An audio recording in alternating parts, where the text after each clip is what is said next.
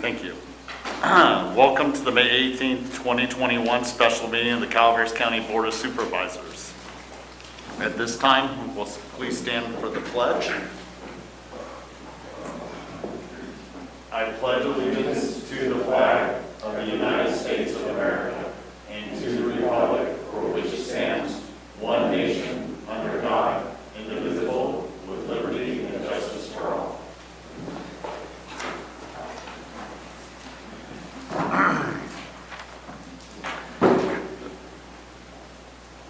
Staff announcements. This is time for county staff to provide update. Oh, my apologies, Madam Clerk. Thank you.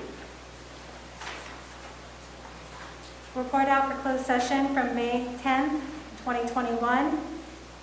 1. Public employment pursuant to Government Code 54657B1. Title, County Administrative Officer. Board action, no reportable action. Report of closed session from May 11, 2021. Item 1, conference with real property negotiator pursuant to Government Code 54956.8 regarding price and terms of payment for the following properties affected by the State Route 4 Wagon Trail Realignment Project, Phase 1. County negotiators are Robert Packinger and Matt Satow. Properties to Scorny Ranches, LP APNs 053-001-018, 053-001-019, 053-007-011, 053-007-031, 053-007-032, and 053-008-060. Board action, no reportable action. Item 2, pursuant to Government Code 54956.9D2, conference with legal counsel, re-anticipated litigation, one case, significant exposure to litigation. Board action, no reportable action. Item 3, pursuant to Government Code 54957.6, conference with county designated labor negotiator Judy Hawkins regarding unrepresented employees. Board action, no reportable action. Thank you, Madam Clerk. Now we'll move on to staff announcements. This is time for county staff to provide updates of upcoming county events that may be of interest to the public.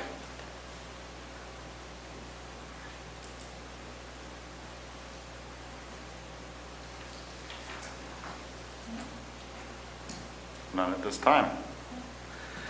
Public health update. Public health services.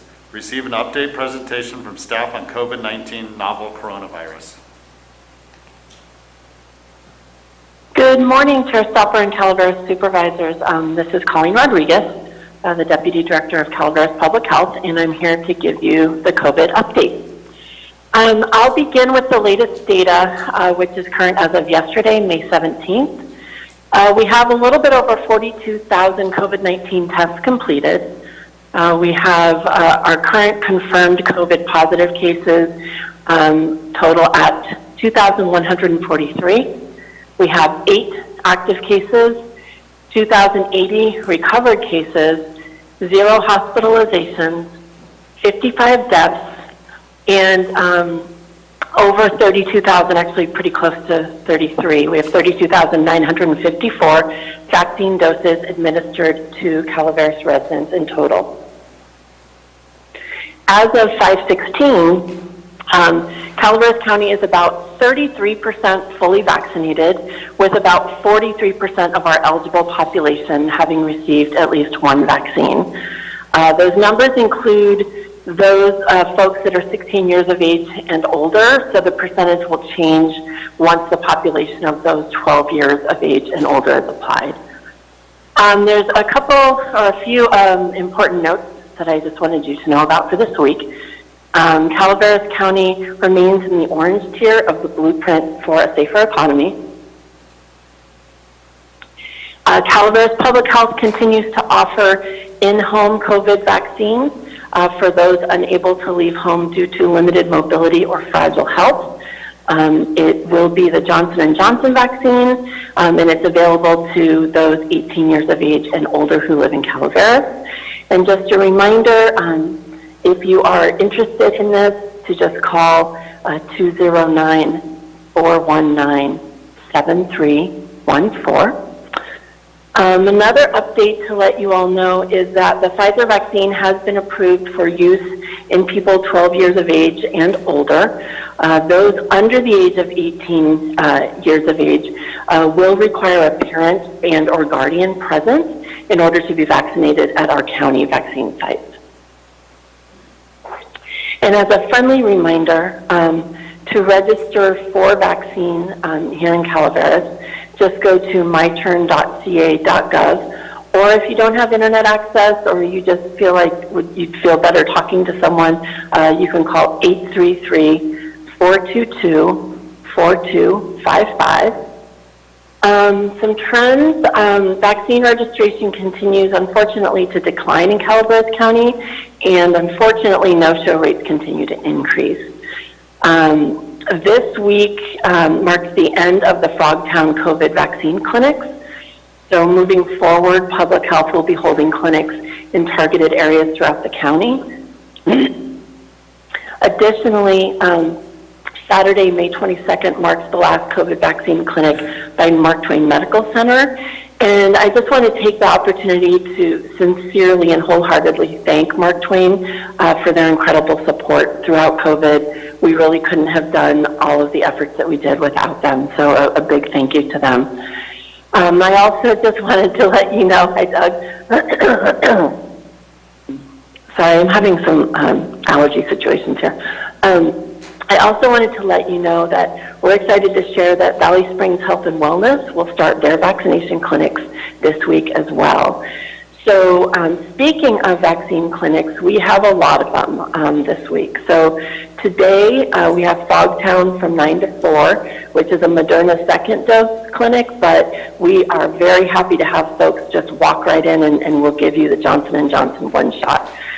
Tomorrow, we're at the Veterans Hall in Valley Springs from 9 to 12, and again, walk-ins are welcome. Thursday, we have Frogtown again from 9 to 4, but again, it's for Moderna second dose, but walk-ins are definitely welcome. But that also marks the initial clinic for Valley Springs Health and Wellness from 1:30 to 4:30, and they'll be doing Moderna. On Saturday, Mark Twain is doing Moderna in the morning, Pfizer in the afternoon, and then Valley Springs Health and Wellness is doing the morning of Moderna. So again, just as a reminder though, that was a lot of dates and times. You don't have to write any of that down. All you have to do is go to myturn.ca.gov, and all of that is listed there when you put your zip code in there. And I also just wanted to remind everyone, as if that's not enough for vaccine availability, vaccine is also actively available at CVS and Rite Aid in our county. So at this time, I'm happy to answer questions, but first I thought maybe we could open it up to Dr. Archer Mr. Archer and Dr. Ramirez. Sorry, I just promoted you, Doug. Sorry about that. Thank you, Ms. Rodriguez. Mr. Archer? You know, I don't really have anything to add other than what Colleen had mentioned. So this Saturday will be our final, well, at least our final for now, vaccine clinic. You know, we remain ready to help out, and you know, if the demand is there, we can definitely do some spot clinics or support the county with the spot clinics. I appreciate Colleen's comments. We had a nice discussion last Friday, just kind of about where we're at and where we've been, more importantly. And the silver lining of this pandemic, I really do believe, is a really strong relationship between the hospital and public health. And I think we're poised to, you know, recharge a little bit over the next couple of weeks, hopefully, but really get down to some of the other health concerns that we have in our county. So I'm very happy with where we're at in terms of our relationship and looking to build on that. Thank you, Mr. Archer. Thank you. Doctor? Hi, good morning. I just want to echo Mr. Archer's and Colleen's, sentiments. The light is kind of at the end of the tunnel here, and I think we can all appreciate that. I think we all are itching to kind of get back to our lives as normal, and the vaccine is kind of the answer. So the more people we can get vaccinated, the quicker we can all go on with our kind of normal lives. Thank you, sir. Any board comments, questions? Mr. Garamendi. Thank you, Mr. Chair. I just want to pile on here and really thank Mark Twain Medical Center and Dr. Maris and especially Public Health for their work as we close up the mass vaccination site at Frogtown. That was a lot of moving parts. A lot of people on the staff and in the community were involved in that, and I think we owe them a big thank you. And as we move out to these clinics, I appreciate the fact that we're going to go after populations that are difficult or maybe resistant and give them the opportunity. But I believe that our county's done a good job of providing everybody who wants a vaccine the opportunity to have one. And I want to express my gratitude to our medical providers and our staff who really made this all happen. Thank you. Ms. Callaway. I'm not sure if this is for the doctor or for Colleen. Can people choose which one they want? And on the in-home when they call, is it just J&J or could it be the other two? I wasn't clear what was mentioned, and how do you even go about choosing versus 2 shots versus 1? Thank you. Hi, Supervisor Callaway. So people can choose in the way that when they go onto My Turn, they can choose which clinic they want to go to. The things that I just named off to you, we have all 3 of them available at various times.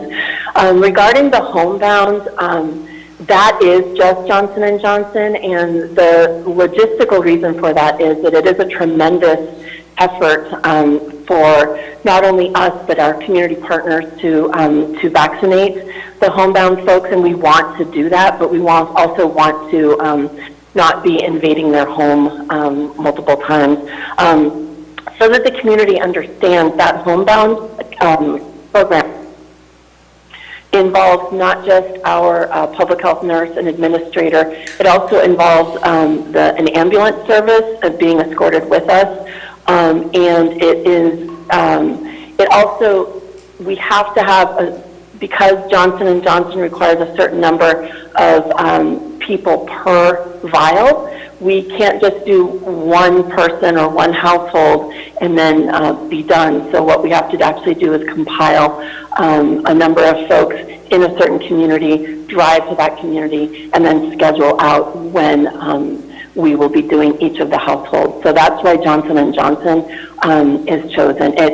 And Dr. Ramirez can speak about its efficacy rate.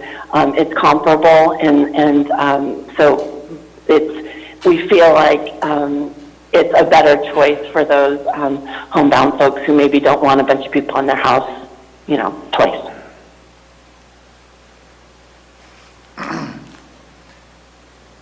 Anything further, Ms. Thank Callaway? you.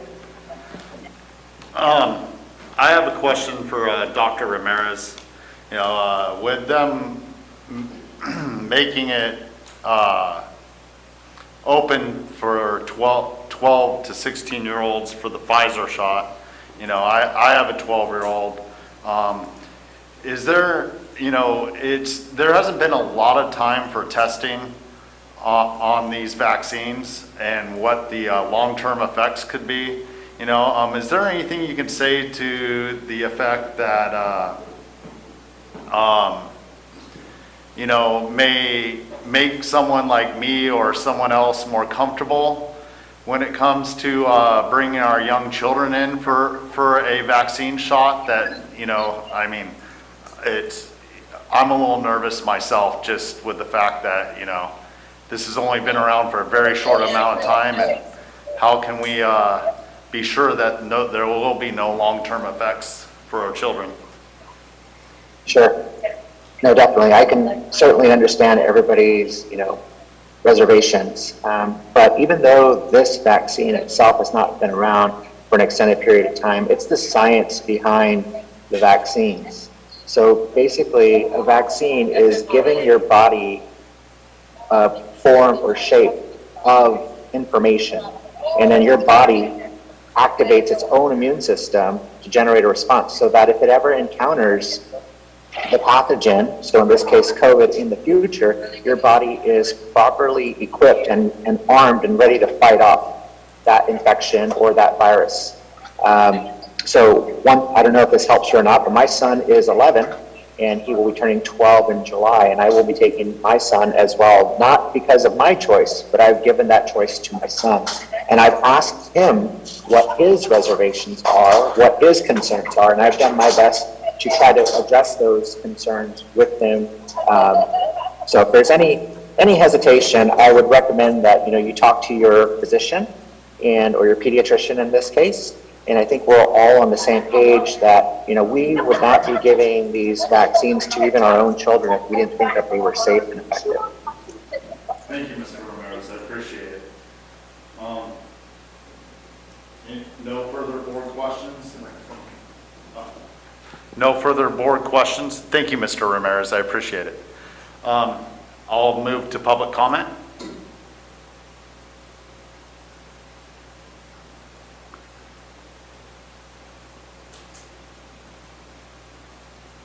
There is no public comment at this time. Thank you. If there's no further questions by the board or any more statements, we'll be thanking you very much for the public health update and the information. Thank you.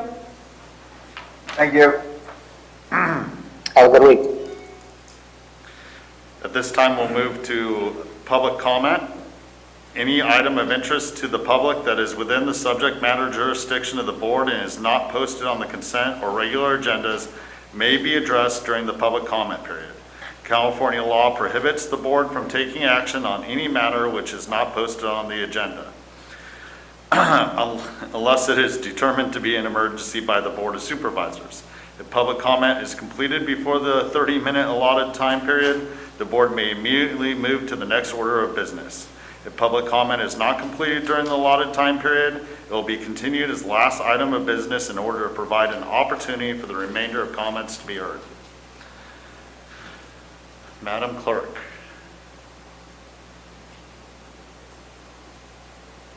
There is no public comment at this time. Okay, we'll give it another 10 seconds for possible stragglers and the delay.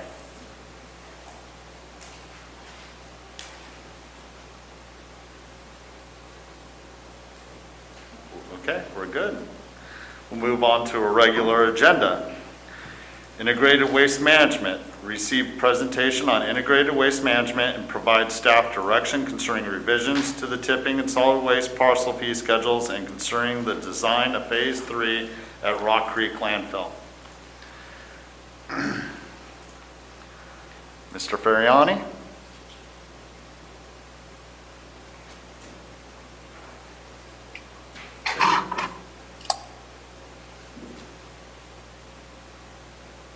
Yes, ma'am. Good morning. Can you hear me, Supervisor Stopper? Yes, sir. Okay. My name, well, first of all, good morning to Chair Stopper and board members. My name is Paul Ferriani. I'm the Integrated Waste Manager. I have also with me Jennifer Pratt. Good morning. And we'll kind of share the presentation. Wanted to start off just giving you kind of an update on integrated waste, then go into a fee study, and then part-time credits, and then get direction on Phase 3. So if we can go to the first slide there.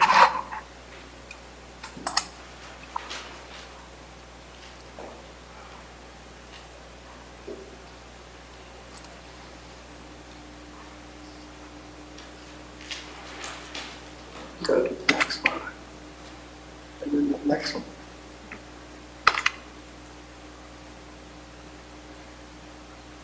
Okay, so the integrated waste, our operations down at Rock Creek, we have 23 employees. We operate 7 days a week.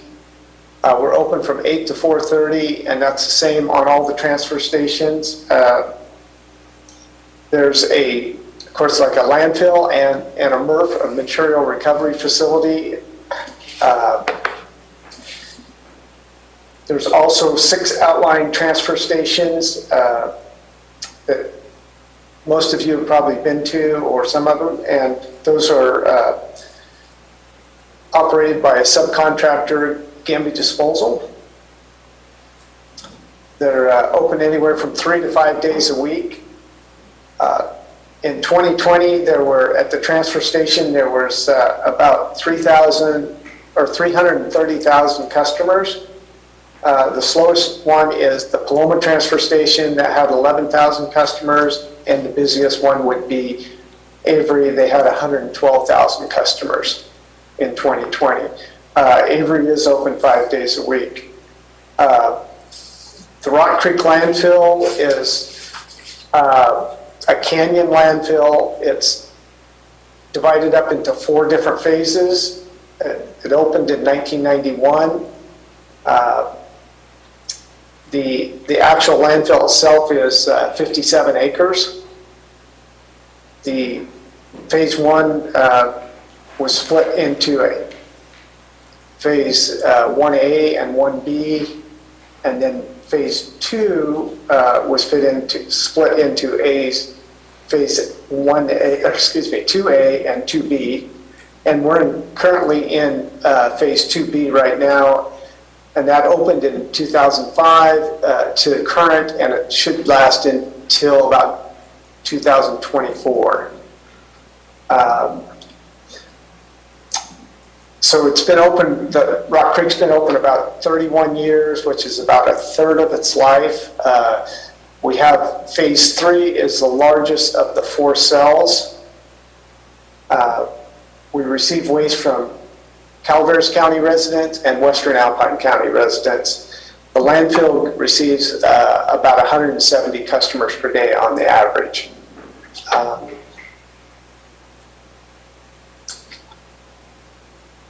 That's about it for the landfill.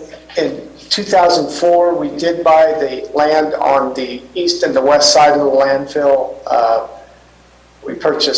Integrated Waste purchased 7 parcels, a total of 735 acres. Of course, at the north end is Hunt Road, and at the south end is Rock Creek Road. The next thing I'm going to get into would be the equipment at Rock Creek. We have quite a bit of equipment. We have 10 vehicles, and we have 23 large pieces of heavy equipment. The vehicles are older. All of them qualify for surplus but one. The 23 large pieces of equipment, all of them qualify for surplus but 5. We spend about $500,000 annually on maintenance because the equipment is so old. We intend starting next fiscal year to purchase 2 new pieces of equipment and then purchase 2 the following year, and then hopefully get on to a 10-year plan so that we can cut our maintenance costs down.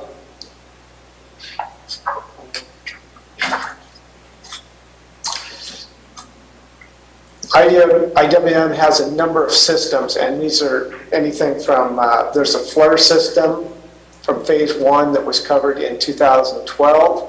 That burns the methane gas that's produced as the landfill breaks down. There's a blower, 2 motors, a blower, and a burner, and it requires quite a bit of maintenance. There's the Rock Creek and Red Hill both have a well with a well distribution system. So we're, unfortunately this year we ended up replacing both wells, well motors. We have at the Rock Creek, we have a material recovery facility, which is where we do most of our recycling, and we accept household hazardous waste. And that's for smaller vehicles, loads that come to the landfill. And then of course there's 6 large volume transfer stations that were built anywhere from 74 to 76, and those are operated by the subcontractor Gamby Disposal. We have the landfill, the closed landfill at Red Hill and Rock Creek are monitored by a number of agencies throughout the state. Cal Recycle,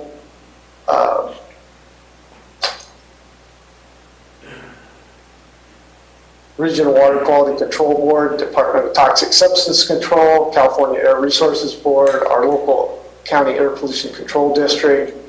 Local Environmental Health does the LEA inspections on behalf of Cal Recycle. We have Cal OSHA that comes in for a number of programs. And we also have the old BOE. About 3 years ago, they changed their name to the California Department of Tax and Fee Administration, and we just had an audit, and that came out really good. Jennifer did a wonderful job with that. And then our next slide, we get into our budget. I think it's the secured solid waste is from the parcel fee on the left-hand side, and you can see how it's divided up on the right-hand side. There's a Gamby, any comment there? Gamby contract takes approximately $2 million. The staff at Rock Creek, and of course we have staff at Red Hill and Wilsonville collecting yard waste, battery oil, paint, and things like that. Our equipment cost, as I mentioned earlier, is $500,000. Maintenance of both facilities, Red Hill and Rock Creek, our 87 costs for the county, and then our gas and oil, and then our monitoring costs, which is done by a consultant, GLA, and the sub-consultant is One Solution. Next slide, I guess. Sure. Let's see here. I think if I could add something. Good morning, Board Chair, members of the board. My name is Jennifer Pratt. I am a department analyst for integrated waste management. I came on in mid-February, and it's been a pleasure getting to know the solid waste system for our county. I'd like to add something to what Paula was saying. As you can see, the majority of our total revenue is consumed by our total major expenses that we have. So the next slide will be an expanded version to really elaborate on our total budget at the time.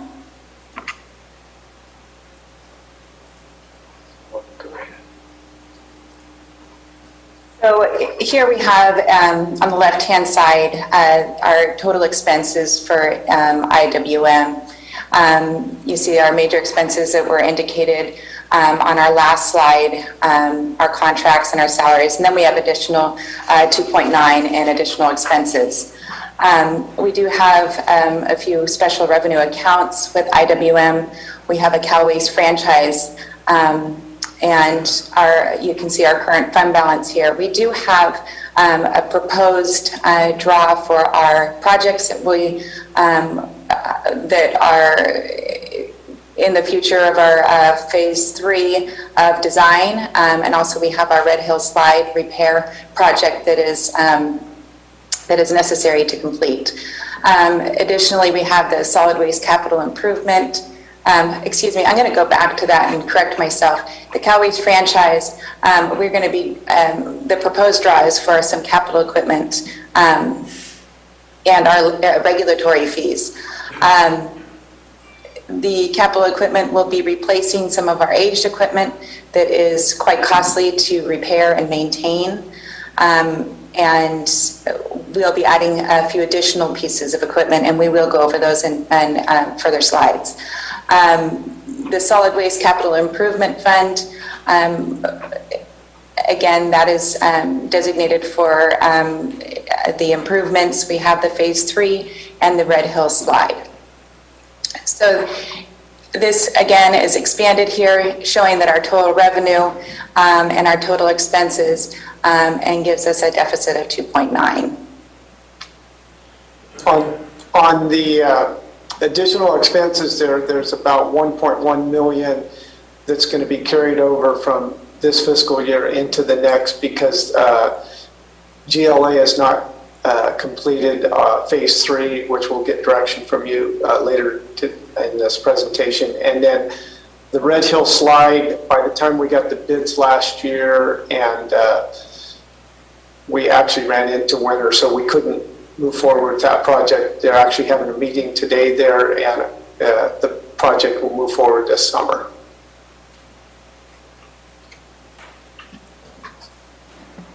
Ms. Callaway?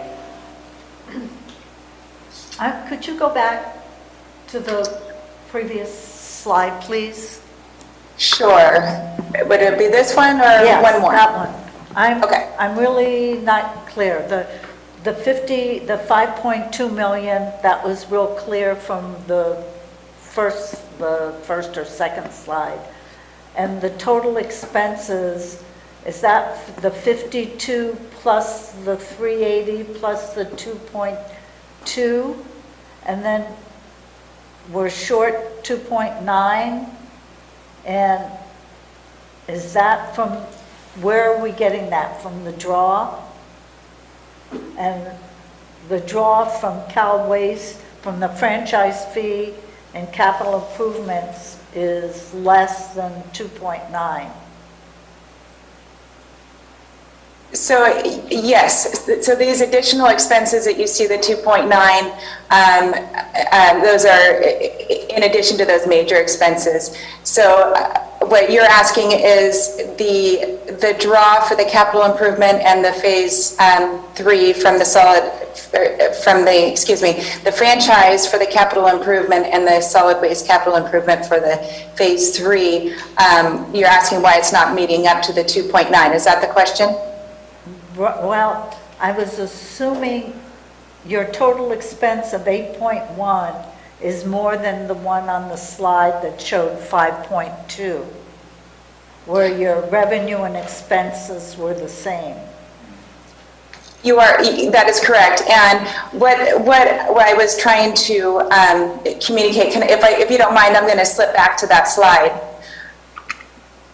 is that the majority of our revenue is consumed by our total major expenses. So what I would like to communicate there is just these major expenses that we experience with IWM consumes our total revenue that we're receiving at this time. So the next slide was further expanding that, trying to demonstrate that we have these additional expenses that add up to a total of the 2.9, making that total expense at the 8.1. Does that answer the question? Close, thank you. Okay.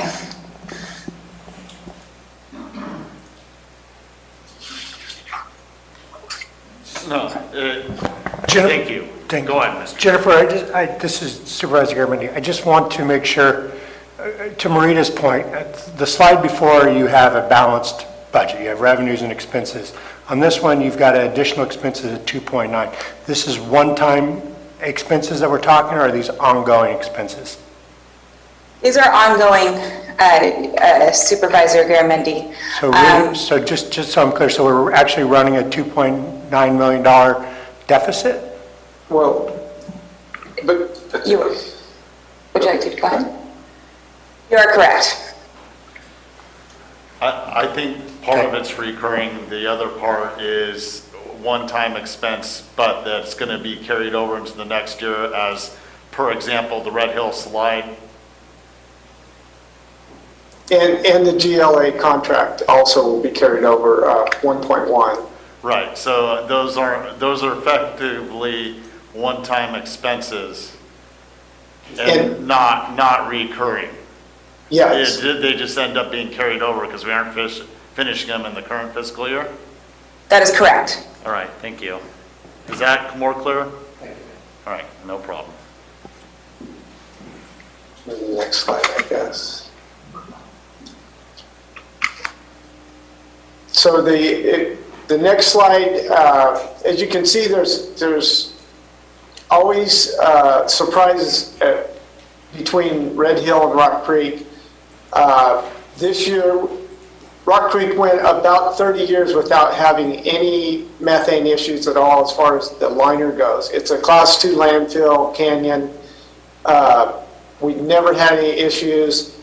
Last year during Thanksgiving and during Christmas, the flare motor went out for over 5 days. And all that methane being generated, it has to go somewhere. So we did give a it was either through a leak or a rip in the bonding of the cell itself. So we now have a methane leak on the west side, and it's settled down. The flare has been going fine for the last 4 or 5 months. But that could be another big issue as far as ongoing one-time expenses, but it could cost. So far, I'm guessing with the monitoring and stuff like that, we spent about $20,000 to $40,000 on that. If you look at our proposed on the right-hand side, in 21-22 fiscal year, we'd like to purchase some equipment. The Caterpillar loader is 1998. The service truck, I believe that's from the early 90s, if not from the late 80s. It doesn't even meet CARB. The Red Hill water tanks, there's a old wooden tank at Red Hill. It's pretty much fallen apart. The Red Hill reported facility information requires us to have 20,000 gallons of water there because we can have up to 10,000 cubic yards of green waste on site. So for fire suppression, and we're going to put that in right at the first of the year, July 1st. The following year, we'd like to purchase some equipment. We have a 2007 compactor and we have a 97 compactor, and they're both qualify for surplus. A new compactor is about $1.2 million. They will come in and take your old compactor, put a new motor in it, new seats, new hydraulic lines, new air conditioning, new everything for about $500,000. And then we have a backup loader. We have 2 of everything because if something breaks, we have to deal with the situation. Our good Caterpillar actually the frame is welded together. It was done by a public works mechanic that did a wonderful job, but that could break in half anytime. So we'd like to get a second loader in 2 years from now. I guess that's about it. Questions? Mr. Ferriani? Yes. Can you go back to that last slide? I'd like to talk about the water tank at Red Hill for fire suppression. You may want to look into grant funding for the tank and go the roundabout way. Is they will not, through OES, they will not provide a water tank, but if you make it out of fire resistant material and replace that wood tank with a metal tank, they will most likely approve grant money to do that. So I would suggest taking that route to offset some of the cost. Just a suggestion. Okay, and would that be John Osborne or? That would be, well, he could probably introduce you to the right people at Cal OES. Okay. But that's. Thank you. That's a great suggestion. Yes. Any other questions? Ms. Fulmer. Hold on, sorry. I have a question. This is Supervisor Fallendorf. Do you have a total cost of all the deferred maintenance compared to what you have on the screen right now for what is proposed? So this is what proposed, but what is the overall total of everything that could, obviously this is going to be a one-time expense each year, which is then reoccurring expenses for a long time? We don't have a total cost, but I would be happy to get that to you to compile something that would be more comprehensive on all the deferred maintenance that is current and compare that if you'd like. Thank you. Yeah, our maintenance right now, like I said, was $500,000. We're actually $75,000 over that this year because the equipment is older. We're trying to do for the next couple of years, or proposing to purchase 2 large pieces of equipment each year, and then we would like to get into like a 10-year plan where we just purchase 1 piece of equipment And we're hoping as the equipment is newer, it would actually reduce our maintenance costs by about $150,000. So that would pretty much take care of the, cut the maintenance down to about $350,000. That's the thought process. Whether or not that happens, but that's what we're trying to do. A lot of the equipment we have is 20 years old.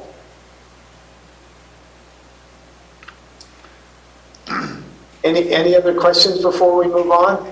Just for clarity, there's going to be quite a few more expenses that aren't ongoing, that are not are not depicted here in our presentation today. Yes. Okay. Thank you. Thank you.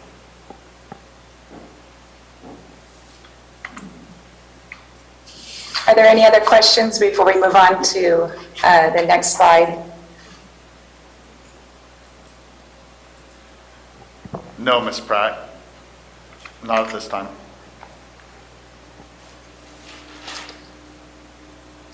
Okay, the next slide we're discussing two tipping fees, green waste fee and a solid waste fee.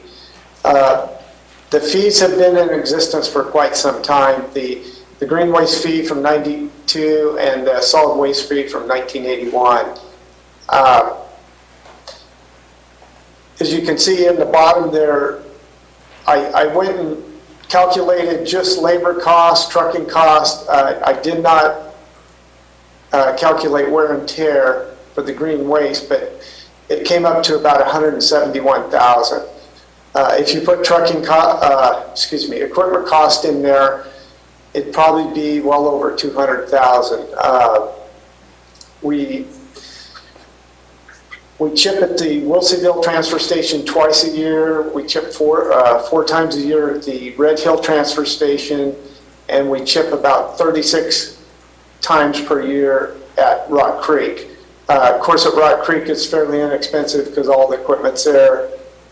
The trucking cost from Wilseyville or Red Hill, one company charges $115, the other one charges $105, so it's $110 an hour to get the green waste down to Rock Creek. I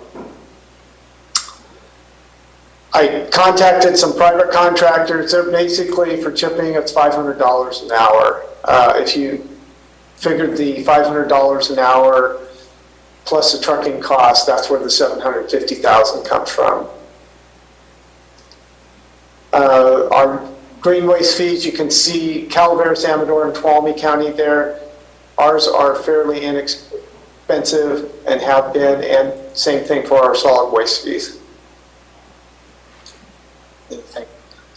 Next slide.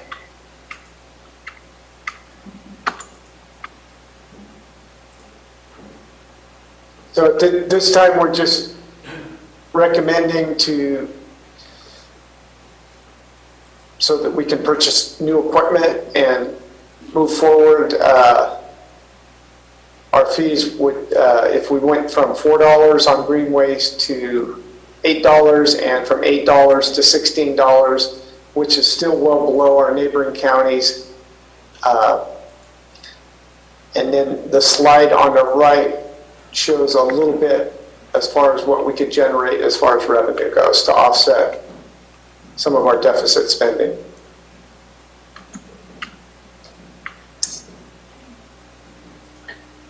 And of course, we're back to, yes, Ms. go ahead. Sorry, can you go back to that last slide? I have a question.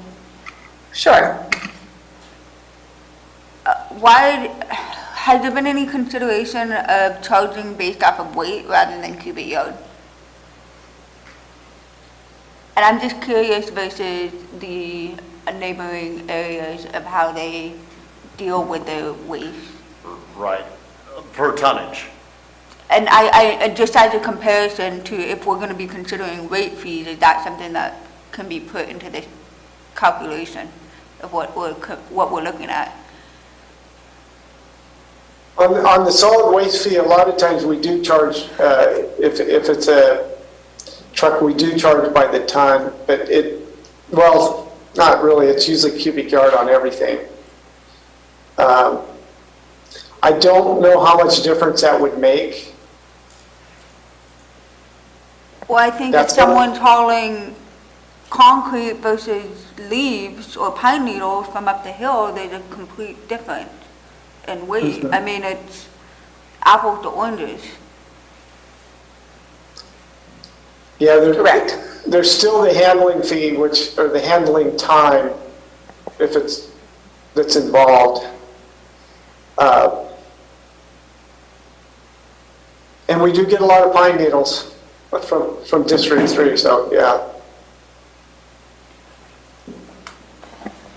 Does that answer your question, Supervisor Follendorf? Not really. I would really like to see a comparison from weight to cubic yard feet. So when we're considering these fees, we have a more robust fee schedule to consider. Understood. Yes, those comparisons have not been made. As far as weight goes, it was compared on the fee study, primarily all by cubic yard here, just so that we were comparing apples to apples on that. Changing our fee schedule into a weight or a volume on that has not been vetted out. All it's been is continuing with the current cubic yard fee structure that we have. And this brings me to a point I was going to bring up later. You just call it a fee study, Miss Pratt. I mean, yeah. And what I see is a fee comparison. You are correct. Pardon my... I think that's part of what Ms. Follendorf's question is moving forward, justifying changing these rates would have a fee study and then also introducing the comparison at the same time. And consistently, when she brings up weight, we've talked about this during our solid waste task force meetings. It's been brought up, what is the cost per ton? Because that's what more landfills work off of in the state, from my understanding. So, but those are all questions for the future, and I'll bring up later. But I just want to clarify that a little bit. Ms. Follendorf, is that down the route that you were going? Yes, it was. Thank you. And just because of the weight and some of the materials, the wear and tear on the equipment, I mean, it's if we're having to take care of that, we need to make sure that we're able to collect the fees necessary to maintain that equipment, especially if it's not just something that can be easily burned or buried. Thank you. Understood. No, thank you. We, as far as like the green waste, once we chip it prior to it being used as alternative daily cover, it is weighed, and of course anything brought from Wilseyville or Red Hill to the landfill, it's weighed prior to coming into the landfill. So we do have weights. Of course, it is a difference versus the volumes that we charge at the gate. We do not have scales at Red Hill or Wilseyville. Understood. Let's go ahead and move forward, and we can continue the discussion.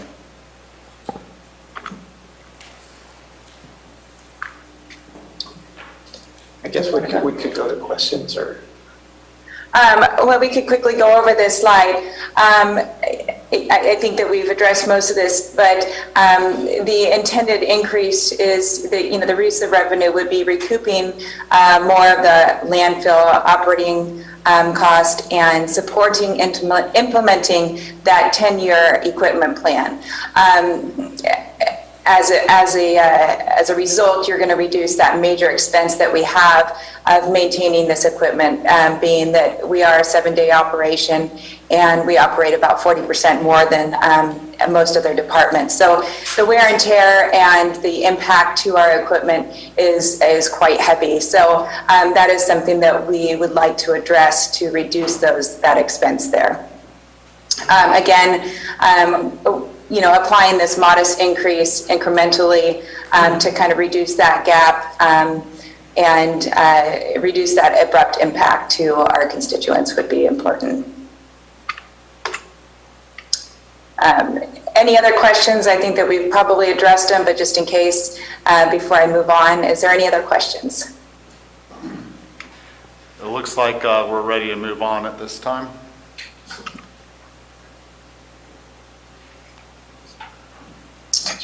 Sure. The part-time credit, the history of it, it was established around 1985. This part-time credit applies to those owners that are in part-time status, meaning 90 days or less in their residence, most of them second homes. They must apply for this reduction. And this would be a 25% reduction they would receive if they qualify. They have to have a timely completion of that affidavit, which is due by June 1st. The qualified property owners, like I said, will receive that reduced solid waste parcel fee the following fiscal year. It is quite difficult for IWM to validate these claims, as it is an affidavit stating whether or not they're in these residences part-time. As we know, that's becoming, there's a larger market. This is quite outdated concept since we have the VRBOs and we have a lot of vacation homes and a lot of folks that really do rent these residences out more frequently than the 90 days, and it generates a significant amount of waste for our county. It is quite an arduous process to apply this reduced rate and costly to our staff in multiple departments, and that's just, it doesn't impact just IWM.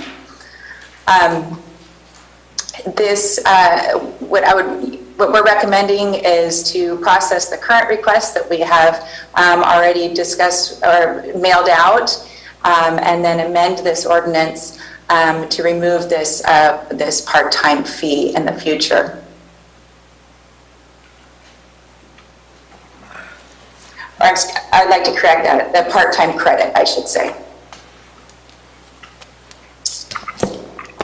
Any questions with the part-time credits? Mr. Garman. Thank you, Mr. Chair.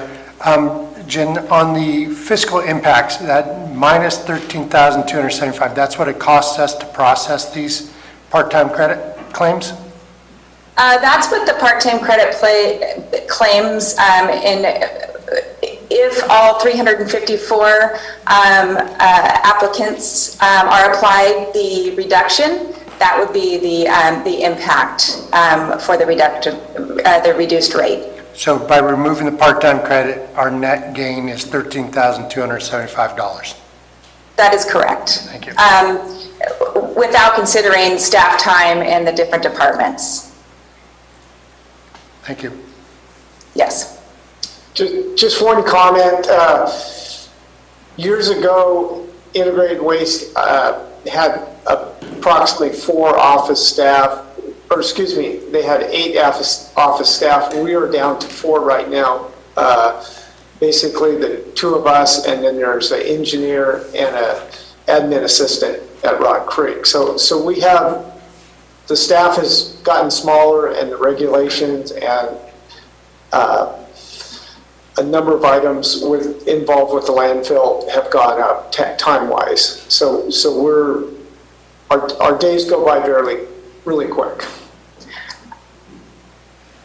I would like to add something as far as Supervisor Garamendi's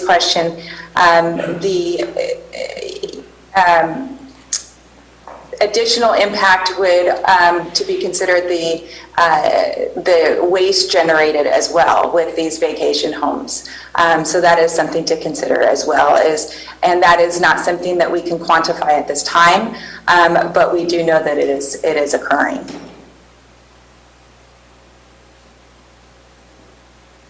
Thank you. Yes, is there any other questions? Not at this time.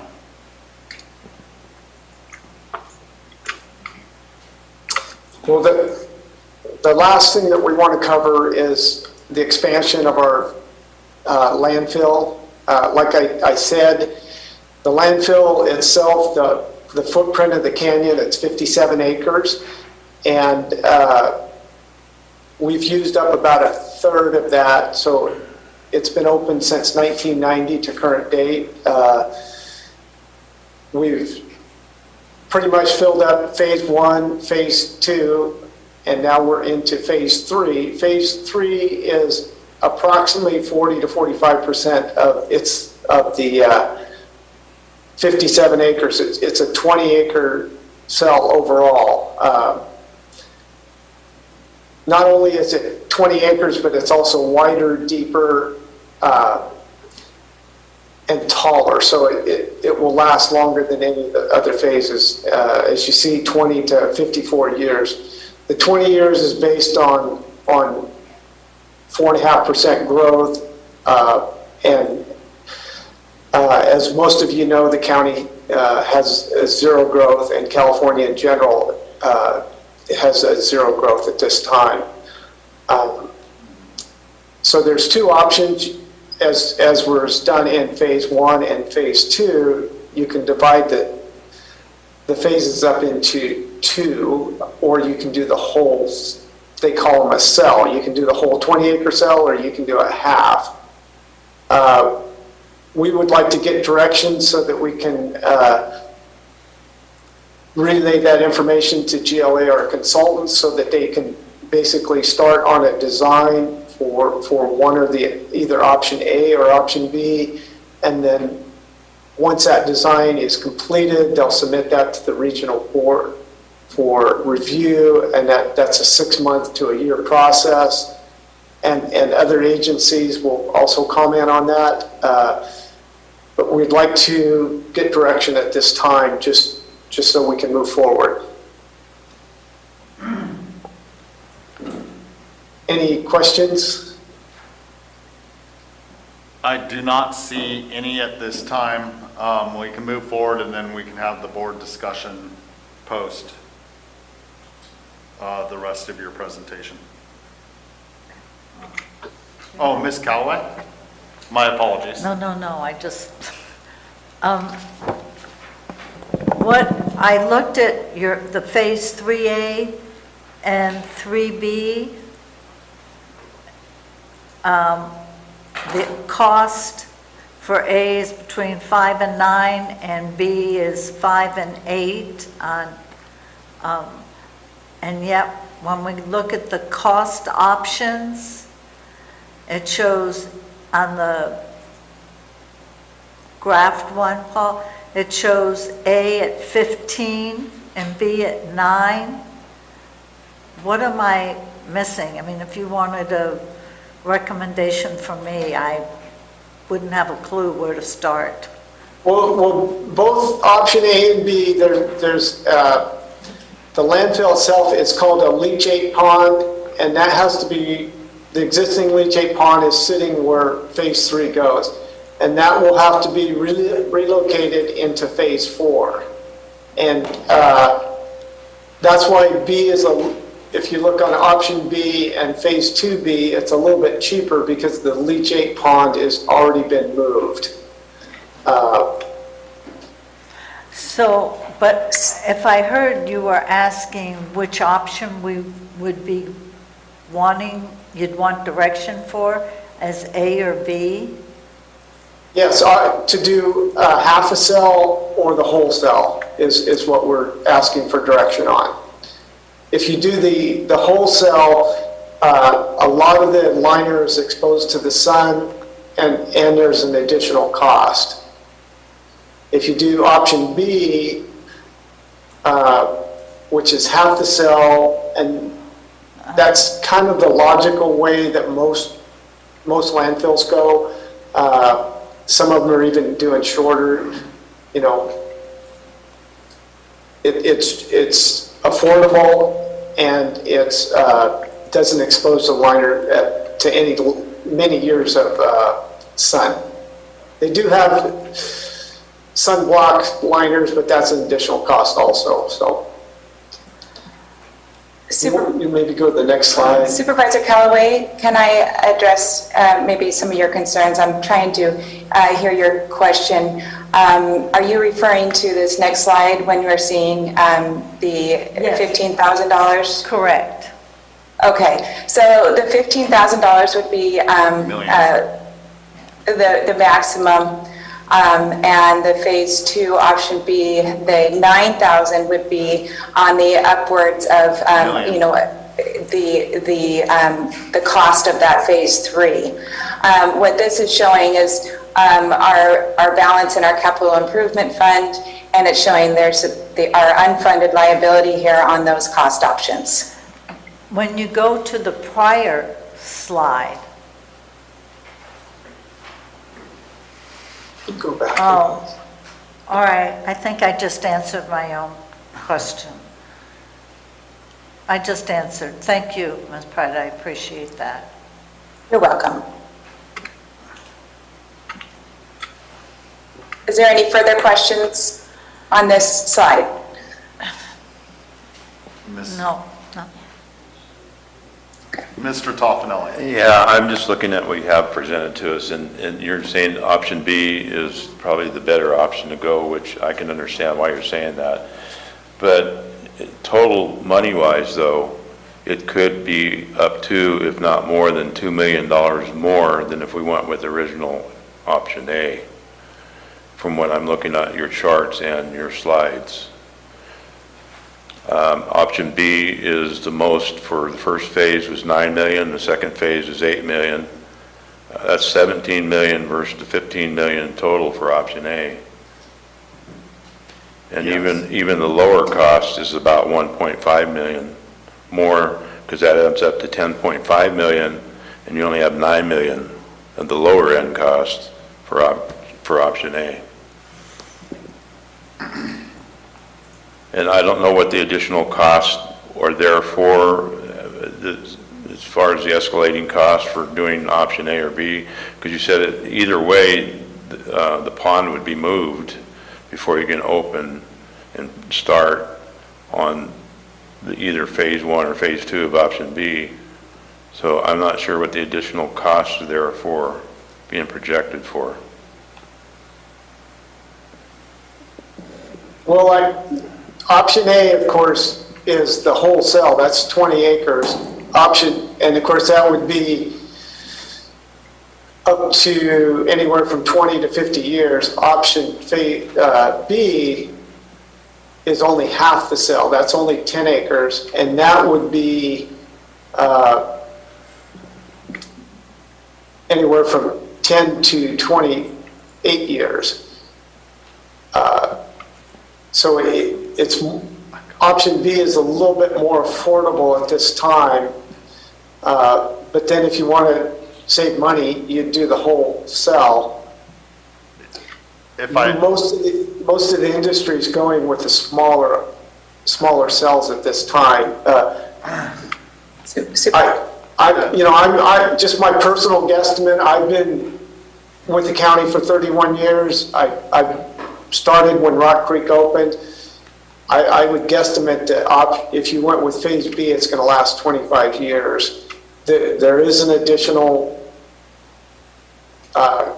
cost. Of course, there's inflation and everything else to calculate in, but 25 years is a long time for a cell. It's the current cell we're in right now it was put in 2005. It will probably last close to 19 or 20 years. It's about not quite a third smaller, but it is much smaller. So That's for what that's worth. Supervisor Toffanelli, I'd like to clarify your question. Are you referencing back here the 20% to add a 30%? Is that what you were referencing? Yes, both option A and option B. Option A Correct. says estimated cost $9 million to $15 million for option A. Correct. Those values there were given to us by the Geologic and Associates, and that is that's within their estimate. So those values are there, and they're giving that room and flexibility for increased expenses. And as we know, building costs and contracted labor is fluctuating. And as we progress in this project and complete the design phase, those numbers could potentially change by the time it happens. Thank you. And that's part of the answer. As you know, Mr. Toffanelli, when you work construction, if you build half the building and then pick up shop and move somewhere else and then build the next half of building, there's additional cost to moving everything along with expenses moving up. And the other reason that they're going with an option B as opposed to the less cost on an option A is because the county doesn't have the money for option A. We don't necessarily have all the money for option B. So it's like, that's where the part of the decision lies is, which path do we want to go? And I'll talk to another path later after they're doing their presentation that they don't have in here. But that's part of the reason why they're giving the two options. Mr. Chair? Yes, Mr. Garamendi. Just a quick question to Paul's comment. Paul, you said the current cell we're working on was opened in 2005, and that we're a third full. Did I hear that correctly? No, the current cell opened in 2005. It should last till about 2024, about 19 years. The overall landfill is about a third full. The phase 1 and phase 2 are about a third of the landfill. Okay, I'm sorry, I misunderstood. Thank you. Okay, yeah, phase 3 is the biggest cell, and that's about 40 to 43% of the landfill. So it's going to last a number of years. Phase 4 is smaller.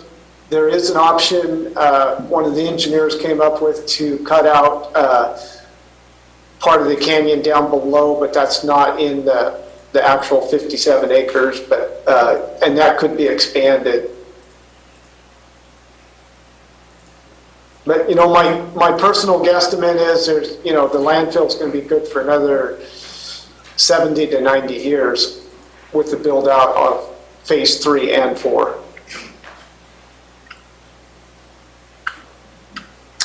Is there any questions before we move on to the next? Ms. Fallendorf. I have one more. What's not included in these options is what the state regulations are going to be mandating. So how are those costs going to be factored into if we were to expand? Because there's multiple deadlines coming up on these things, and the most recent study is that most cities and counties are going to be having to increase from the previous proposal you had up to 20 to 40% just to meet the mandates on top of this expansion. So how are those costs going to factor in if we do open or expand? Well, in the larger cities, there's a Senate Bill 1383 that's out right now, goes into effect January 1st. In September, we will be coming to the board and requesting a variance for 5 years. The Calaveras County qualifies for the variance because we're under 70,000 in population. And therefore, at this time, we won't be impacted. There are facilities in the county, like the larger stores, some of the restaurants, we're guessing less than 10 that will be impacted under that Senate bill.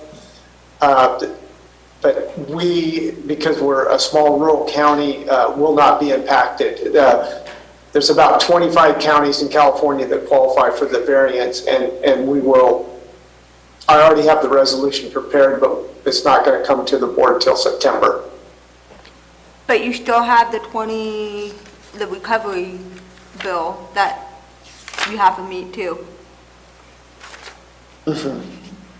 So how do those impact fees for the recovery compliance? We will be exempt from most of that bill because of the rural county.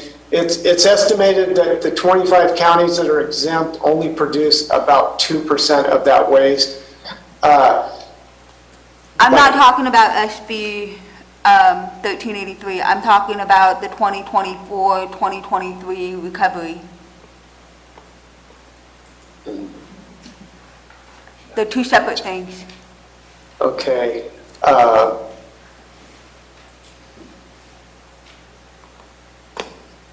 I'm not familiar with that at this time. I apologize. I know that there was they started with AB 939, which was 50% cutback. But being a small rural county, we are exempt from most bills. 939, we've met that requirement. As most of the board members know, we were on a 11-year compliance order for our recyclables. That was lifted in late 2019, or actually early 20, with the help of Cal Waste, and Brian Moss went to Cal Recycle and had that compliance order lifted. But right now, we're in pretty good shape as far as recycling goes. Okay, thank you.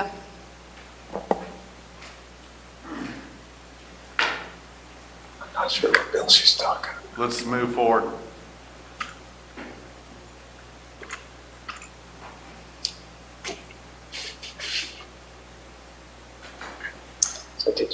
Sure. So the direction on phase 3 design, it's, as we indicated before, that this is going to provide some clarity on necessary funding. And the potential solutions here, I believe what Supervisor Chair Stopper was referencing is on this slide. The funding options that we have discussed here is the revisit parcel fees, to apply a temporary increase on those to cover those costs of the new cells. We could obtain a loan, or there's general fund support. Those are the potential solutions that we were discussing. But as Chair Stopper indicated, it sounds like there's an additional solution that he's referencing.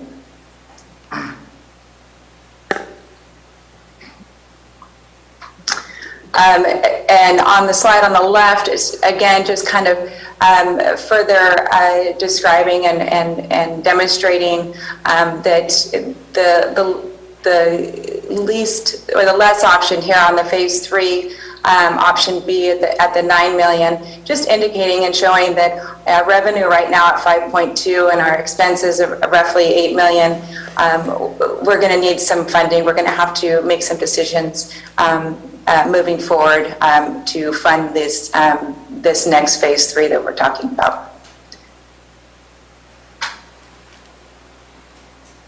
Any questions at this time? Thank you. Just a quick question. Revising a parcel fee, do we do that as a board, or does that need to go to the voters? Oh, the entire parcel fee would have to go to the voters, but the revision suggested in there on the part-time fees does not need to. That was a decision by the board, so we can make that adjustment ourselves. Gotcha, but unfortunately, that's only 13,000. Would it, for every dollar that we... My apologies. Let's do one mic on at a time, and then just for the feedback. So for every, for every dollar that we increase the parcel fee, how much dollars does that generate? You're talking about the part-time? No, not the part-time. I'm talking about the one that would have to go to the voters. That would be a question for them. Jennifer, how many? Let's see. The parcel fees go to built or improved parcels in the county, right? That is correct. So how many improved parcels are there in the county at this time? At this time, there's roughly about 23,000 that this fee is being applied to. So that's $1, $23,000. And I can see I could back out our revenue is 5.2 and we've got 150. I'll do the math. Thanks, Mr. Chair. Yeah, I ran a couple quick figures there. For every $10, it's about 288,000.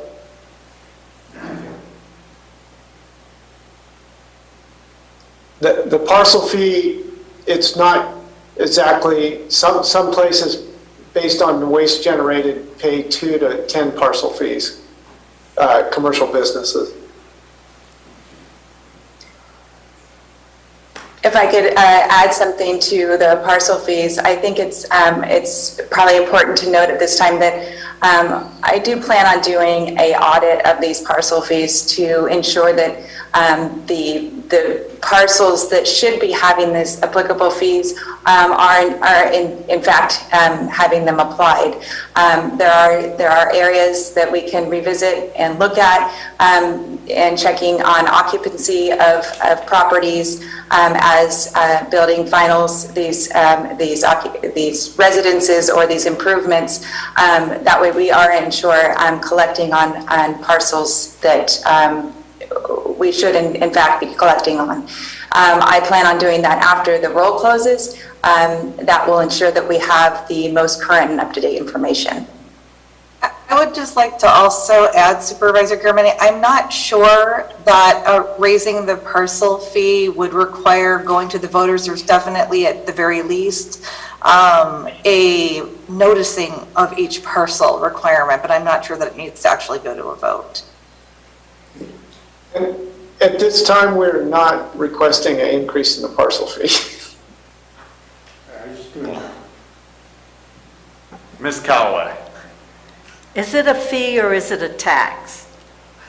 I mean, we're using the word fee a lot, but a property-related fee like this would be a fee subject to some of the notice requirements, I believe, of Prop 218. But there's definitely solid waste property-related fees are not necessarily taxes. Certainly, we'll take a closer look at that when integrated waste comes forward with whatever increase it's proposing to make sure that that we're following the rules about Prop 26 and 218. I mean, Paul, thank you very much for not raising it. The board's never had the courage to put it back out. But I'm not real clear what a temporary increase means. Can you temporarily increase the fee without it going out to a vote? And I believe that would be something that would have to be further investigated. I mean, if you're going to do it, do it. If we're going to do it, do it.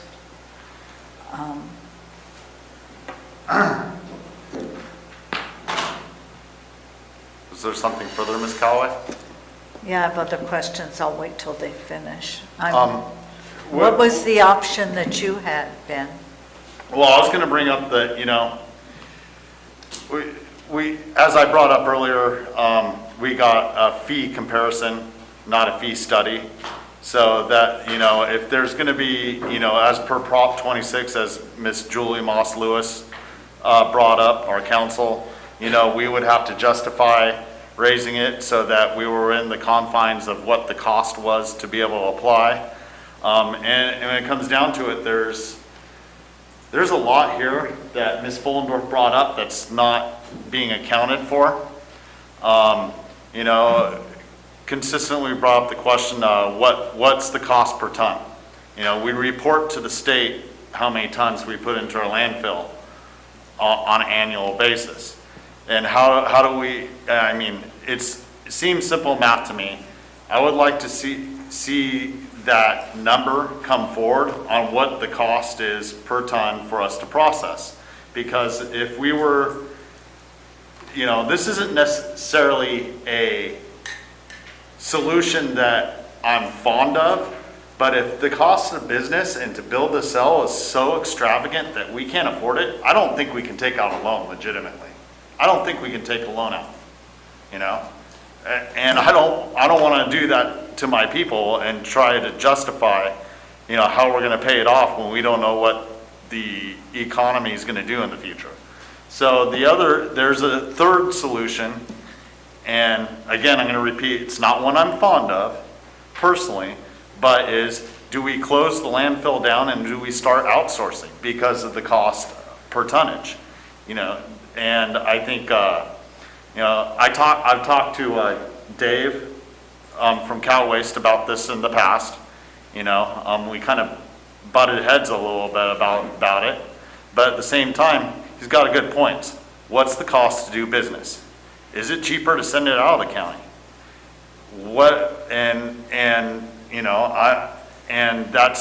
That's another consideration that's not being put before us right now. And not that I'm one that's for that, but we need to have all our options on the table and know what that cost to do business is before we make a legitimate decision.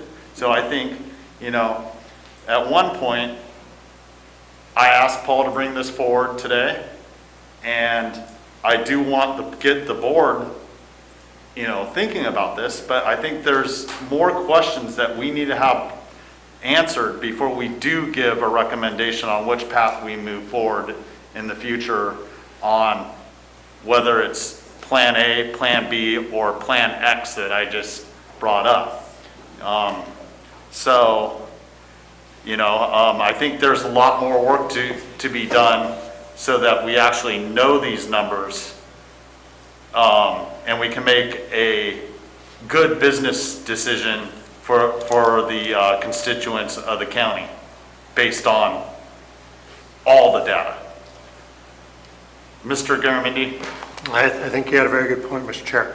In adding up the stuff on the first couple slides, I worry when I see $2.9 million deficit and increased revenues by changing the tipping fees and part-time credit of less than $400,000 in aggregate. I think we should ask what it costs to outsource this, but we ought to also ask the flip side, well, what if we went big? What if instead of outsourcing, we became a place to do that? So I think we have to ask both sides of that question. Very good. I don't know. Good point. Because if we're talking about revenue to cover the expenses, well, what are our options? And I really have no background in that, so I don't know. And that's where it comes up, the cost per ton, because if we were to outsource it to another area, they charge by the ton when you go into the other landfills. And at that point, can we do it for cheaper than them? Because if someone's heading out of San Joaquin County, why would they come to Calaveras to do it the opposite way? So we need all those numbers to understand that. If I could make a comment, Supervisor Stopper? Yes, Mr. Ferriani, I apologize. In the original report from GLA, they did an analysis on the cost per ton, and it was around $80 per ton. And that sounds really high because most landfills do it for about 40 to 45. If you take out the transfer stations and all the other stuff, we're right in line with, we might be a little bit higher than what it costs on a really large landfill. The reason we do that is because our employees are not paid what most landfill workers are paid. They're equipment operators and they're paid much better. A waste worker one starts down there at $16.71 an hour. But if you take out the 6 transfer stations, we're right in line. Something to keep in mind, we have 7 transfer stations and a landfill that we pay for. Every 6,400 people, they have to drive usually less than 5 miles, the majority of them, to get to dispose of their waste. Or, of course, they have the option of curbside. If you live in a neighboring county, you're paying much more for curbside. I live in Tuolumne County, and I pay about $36 a month, and that doesn't include the rate increase this year. And that comes out to like $160 more than what they pay in Calaveras County. So keep that in mind, that we do have a fantastic system that was put in place with the number of transfer stations and landfill that the public has access to. In Amador County, you basically have 1 transfer station and a satellite transfer station where you pay $29 to $30 per yard. Tuolumne County, it's the same thing, but really you only have 1 choice. And then the fees, like we showed earlier, are significantly more. Good point, Mr. Perriani. I appreciate that information. Ms. Callaway? To me, one of the county's greatest assets is our landfill. And it's for, as I heard Paul say, 75 years out. And years ago, when we purchased those additional 700 acres, it was for the future.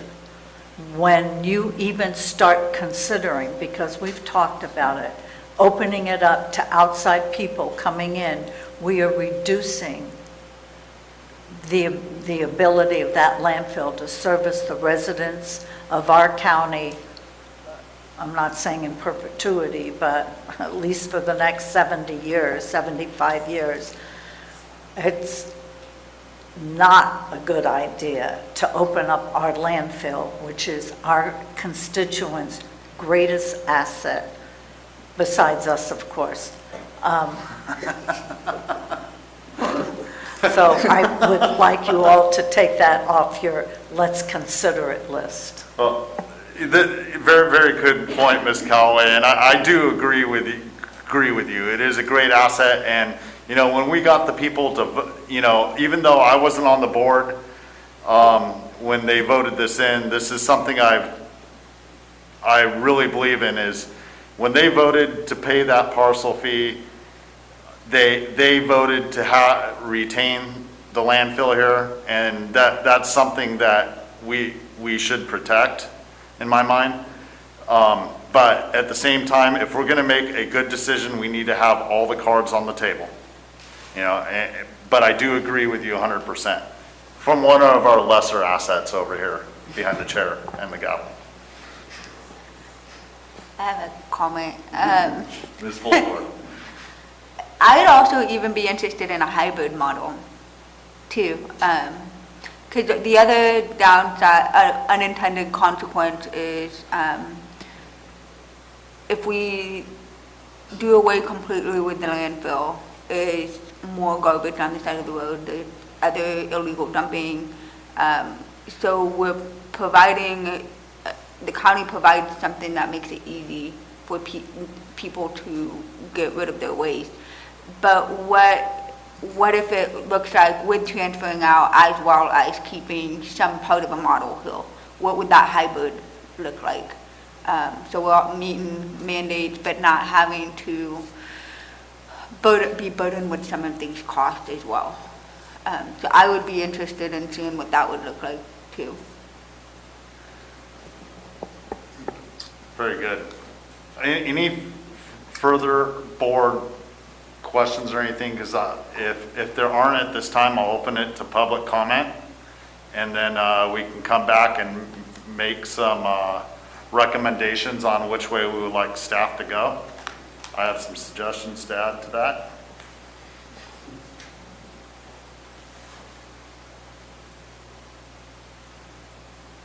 We'll open public comment to anybody online, and if you would like to make public comment from the audience right now, you're more than welcome to walk up to the podium.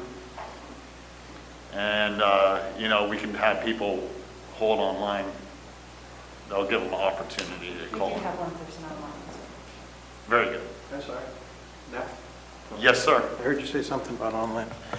Jack Fiore, I'm the CAO with California Waste Recovery Systems. Good morning. To not reiterate a lot of what we talked about, but to throw a little color into it, maybe. I think the idea of to stop burying trash at Rock Creek landfill is worth looking into, but I don't think that it would include necessarily changing the parcel fee methodology, nor closing the transfer stations. I think those would all have to stay open. I think that the day-to-day operation as the county sees it, or as the resident and the community knows it, shouldn't necessarily change, but you could change the act of burying the trash. And the budget is a little difficult to interpret. It's there's not a lot of narrative with the numbers, but I don't see anything close to the $80 figure that Paul mentioned. It looks to me like it's at least $200, and that would only represent about half of the costs in that one budget class, and there are actually a total of 6 budget classes in your budget for IWM. But even looking at a $200 number per ton, I think that Cal Waste could probably do it for half of that, or darn close to half of that. I think that you know, if you go back to the Butte Fire, Forward Landfill down in Manteca was a real friend to Calaveras County. They discounted their rate of disposal for you all, and I think you were paying at that time $24 or $25 a ton. There's still transfer costs, there's still trucking costs, and of course that was 5-6 years ago. But and I have not asked them what their price would be today, but I knowing from our own business dealings with them, I suspect it'd be somewhere in that $30 range, plus the additional expenses. So even 30 versus, you know, 80, if that's what it's costing you, that doesn't make sense. You start throwing the other related expenses on it, and 100 versus 200 or 100 versus 250 would allow you to do a lot of things. You're going to have closure costs with that landfill, and this would allow you to start funding the closure. You may find yourselves in a place down the road in 4 or 5 years where maybe the parcel fee could be slightly reduced. Maybe it doesn't have to be 150 anymore. Maybe it could drop to 125. So it could actually provide an additional fiscal benefit to your residents and businesses. And I guess lastly, I would say by taking your garbage somewhere else, you transfer the risk for that trash to somebody else. It's no longer the county's problem. It's no longer the county's risk. It's no longer, it's owning a landfill is kind of like perpetual endowment. I mean, the expenses go on for at a minimum 30 years and typically forever. So starting to manage those future expenses would be a benefit, an added benefit as well. So that's it.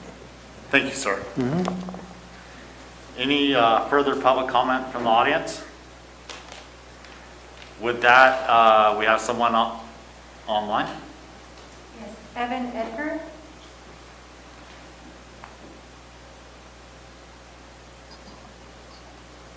Hello, I'm unmuted. Shall I begin? Yes, please do. Chair and board members, my name is Evan Edgar. I'm a registered civil engineer for Total Compliance Management.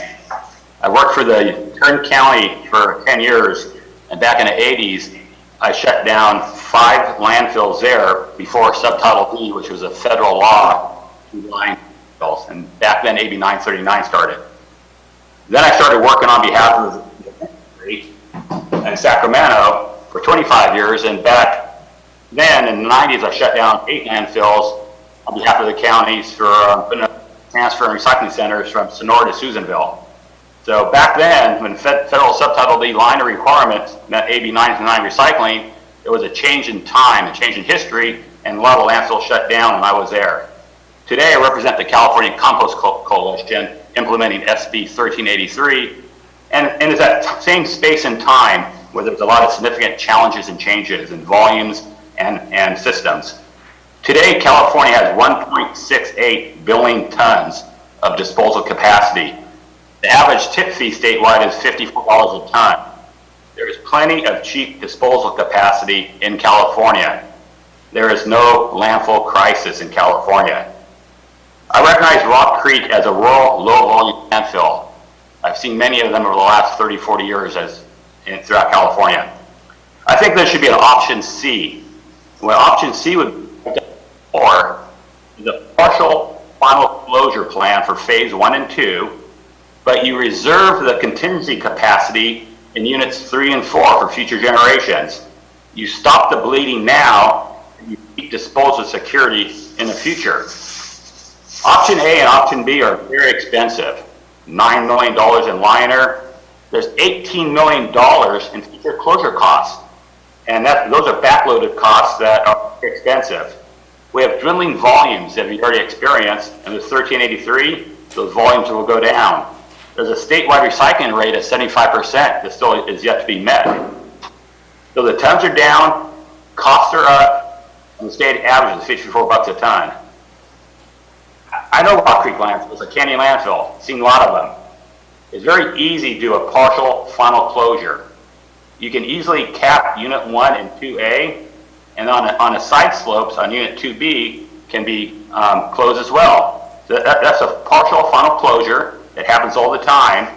So you fill up your remaining volume by 2022, 2023, and then you save units 3 and 4 for later. The closure costs for a partial final closure would be closer to $7 million than $18 million. No new liner at $9 million, and reserve unit 3 and 4 for contingency capacity. GLA is a very qualified engineering firm. They know tons. They know closure costs. They can easily do this analysis. Another thing you can't do nowadays is use green waste as alternative daily cover and count as recycling. In 2020, that stopped. So any green waste has to be shipped out or else be used to be composted. I'm part of the California Compost Coalition. We'd like to see that happen. The tonnage is imperative. A ton is a ton, and a yard does vary. I know that GLA can actually put everything in the tonnage terms. So please take the time to have GLA analyze an option C. It will cost you $15,000 maybe, but it will save you over $15 million in cost.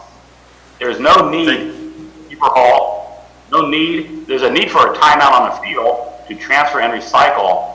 So let's reserve units 3 and 4 for later for future capacity. Thank you. Thank you, Mr. Egger. Any further public comment? There's no other public comment. Mr. Garamendi. Mr. Chair, I want to thank everybody for all the work they've done on this, but I was thinking about what Supervisor Callaway said, and she got a good point that this is an asset for the long term for our county. One of the thoughts I've got as I listen to all this, I'm sorry, Marta, can you turn off your feedback? One of the thoughts I had was we need a whole lot of capital in order to do this next phase. We have a changing regulatory environment, as Supervisor Follendorf put forward, where we're having reduced changes happening all the time. County government is not really renowned for being flexible. Have we thought about taking that section B, that section 3, and saying, hey, we're going to RFP this for a 30-year contract? This is what the county needs. Let someone else run it and maintain the assets ourselves and look at a 30-year deal. Maybe they could be more efficient than we can. They could upgrade the equipment. I mean, maybe we don't have to run it. We could hold it as an asset for a long time and let someone else who does this, I don't know, just an option. I haven't thought that through. Option D. or D, E, F, wherever we're at now. No, that's a good point. Very good point. I hear you. Barring other supervisors having more comments and everything, my personal feeling on this is to make a good decision, I need more data in front of me. And I want to thank Paul and Jennifer for the work that they've done so far. They've compiled quite a bit, but, we have to make this decision sooner than later with us running up on a short runway with the time that, the cell's going to be filled. So, barring, look, I would definitely like to see more information on money, what the cost is to do business, and everything else in front of me. But also, I definitely am in favor of bringing back the part-time fee sooner than later to be adjusted. I would like to see that Ms. Julie Moss Lewis reviews it, and make sure we're going down the right path. But these other fees at the gate fees, if we can do that legitimately, I would like to see that come sooner than later. But I think we need from my personal perspective, I could be wrong, we may need a better fee study. Right now we have a fee comparison, and I think that a better fee study would give us more accurate numbers on everything for when it comes back to us. But I would like to see that come forward sooner than later. I would like to see this item come back to us in another study session, possibly in August, which is, a couple months down the road, and we can get more of this information. And with the items that we discussed, what is the cost to do business outside the county? What's the cost if we were to RFP it? And if there's any other suggestions on what other options can be presented to us, I think we can make a more sound, educated decision with that information being in front of us. I would like to know the tonnage cost accurately. Now, also, all the way up until last year, I would agree with Mr. Ferriani on growth in Calaveras County, but the Black Swan event, COVID, yes, California's population is decreased. Calaveras will not show it in the census because the census happened during COVID, but Calaveras is increasing right now. It's much different than the rest of the state. And anyone that talks to any real estate agent in the county would agree with me on what the way Calaveras County is going with growth right now. So that depletes the amount of years on cell 3. And if there's the option Q or whatever it is, where we bring in outside people, that depletes the amount of years, as Ms. Calloway brought up also. But, that would come out in the wash on knowing what the cost is to do business. Is there any disagreement with that type of direction? Is there any additions to that? I'd be curious what kind of funding is available too with some of these mandates. And not only that, some of the infrastructure, if needed projects, is there other funding out there that we're not aware of, especially with infrastructure bills and California having a surplus? What do we need to get kind of shop ready to be able to put in and get some money, even if it's $100,000 for the tank? I don't know. Just what other things should we be looking at to offset that this organization can offset? Yes. Also, I would be curious, okay, 2 contracts. I would be interested in learning more about the contracts. I'm new, so I'm familiar with these contracts.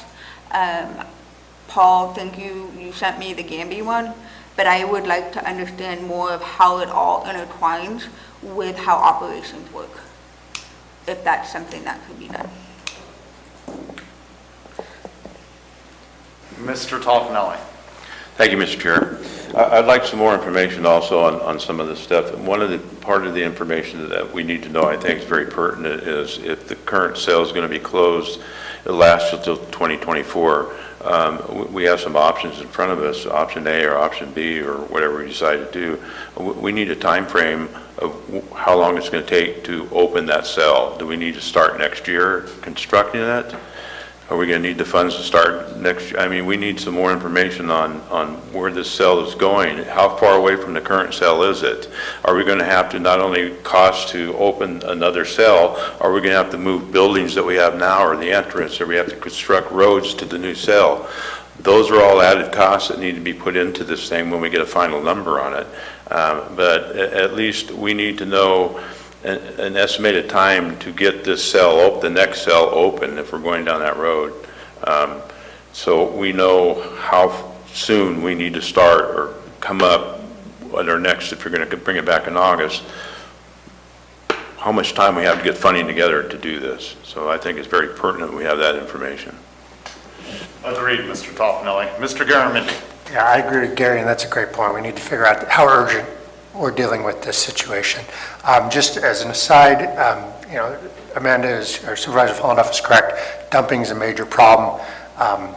More access we have for people to remove their items, refrigerators, couches, the less our county public works is picking them up off the side of the road. Certainly in my district, having the transfer stations is an important part of our community, probably also our culture. It's where you figure out what's going on. And so I would hope that we would value that piece of Calaveras and keeping that going as well, but also just increasing accessibility. So if we figured out how to do the math and make this not a deficit, but provide more opportunities would always be good. It's just commentary. Yeah. At this point, I don't see it not becoming a deficit. Without us doing some extravagant work and getting some parcel fees changed, gate fees. I mean, that all goes into knowing what the cost to do business is. Mr. Toffenelli, is there something further? Yeah, Julie's going to do some work on this, which I hear what you're saying. Thank you, Julie, and Sarah, who's not here. Can we at least, can you look when this was passed, the language? Can we get a copy of the language that this was done with when we had the parcel fee imposed? I'm interested if that parcel fee was specifically for just Rock Creek, or did it include not charging any fees for the transfer stations? I just want to see what that specifically said in it that was passed. So, thank you. Good point, Mr. Toffenelli. Well, Mr. Ferriani, Ms. Pratt, we do want to thank you for the work you've done so far. And you do have a video to go back on everything we asked for on direction to refer to. So is it clear? Yes, I would like to make a comment for Supervisor Toffenelli. The timeline is, 2 to 6 months for GLA to, once they're given option A or B, to come up with a design, and then once it's forwarded to the state, that's going to take 6 months to a year. And our current cell is getting full. It's, in a year and a half, and then there's also the construction bids and things like that. So you're looking at approximately 2 years, and it's a tight timeline. Putting things off is probably not the best idea, but if that's what the board desires, then we'll do that. But keep in mind, we are on a tight timeline, and 6 months is a lot. The land, if you guys come down here and visit us, you'll see it's building up. And I hate to run out of space and have things trucked out of the county for an additional cost. That's my only comment on that. But the timeline, you're looking at 2 years. There's 2 to 3 years maybe left in the cell. Maybe it just depends on how much waste comes in. Understood, Mr. Ferriani, thank you.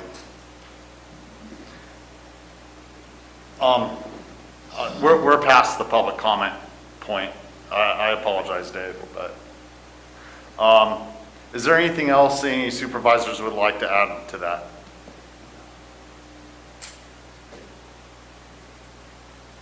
No?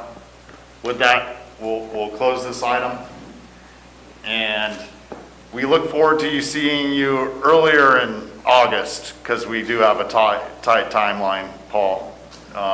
And again, appreciate the work you've done so far. Thank you. Thank you.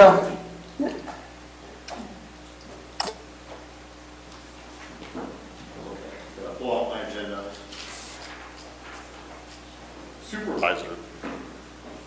Supervisor announcements.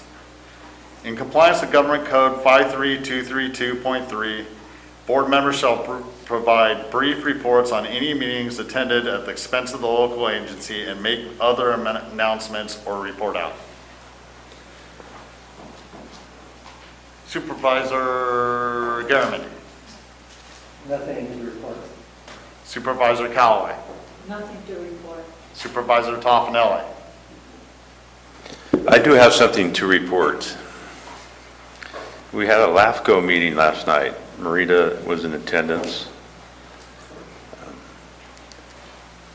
And Marita was elected chair of LAFCO for the year. So congratulations, Ms. Callaway. Congratulations, Ms. Callaway. Did you hear something cryptic in it? What?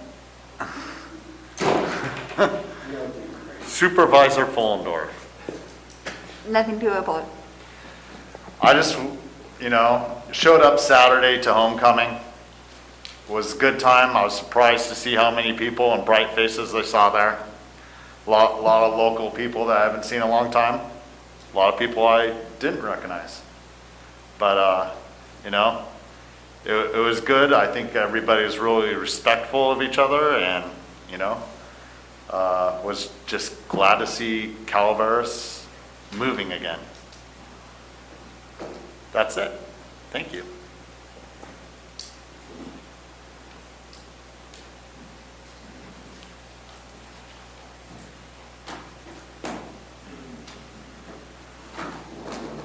Are you adjourning? Yeah, I'm adjourning. Wait a minute, we got a timeout, Supervisor Fallendorf. It's still on. Now it's off. Where do you get a